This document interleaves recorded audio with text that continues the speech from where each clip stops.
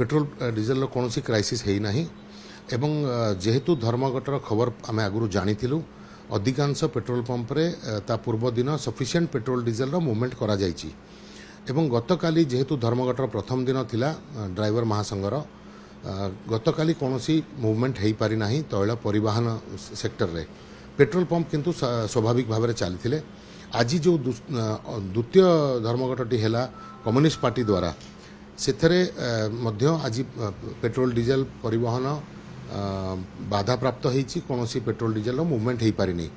आ भुवनेश्वर रे किसी petrol pump first half रे तांको पिकेटिंग जोगु बंद रही जोटा कि 12टा समय फिटिवा आरंभ हो गलानी। देखो जदि आज परिवहन पेट्रोल डीजेल मूवमेंट न हुए ताहले निश्चित भाव में काली ठारू आमे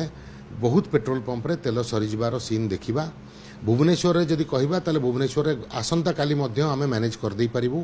किंतु ता पर दिन को तेल सरीजिवो बट ओडिशार विभिन्न अंचल रे आसंता काली ठारू तेलर अभाव देखाजिवो जदि आज मूवमेंट न हो पारे जदि उभय धर्मघटर जदि ओहरती नाही ताहले परिवहन तेल परिवहन हब नाही जदि हुए नाही ताहले निश्चित कालटू क्राइसिस देखिया को मिलिबो। एटा आपण जदि विगत वर्षरू भी देखिबे बहुत वर्ष हो गला जेकोसी पार्टी बा जेकोसी संगठन कौन धर्मघट डकरा दिए से स्पष्ट रूप से तांकर बड़ नेता कहती जे आमे अति आवश्यक सेवा को एथरू बाद रखिलु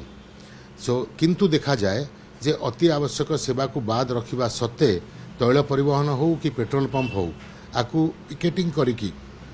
इम्पैक्ट करा जाए बंद करा जाए तार अर्थ जदि आमे बाहर करिबा जे पर्यंत साधारण लोक हैरान न होइचंती से पर्यंत धर्मघट सक्सेसफुल हुए नाही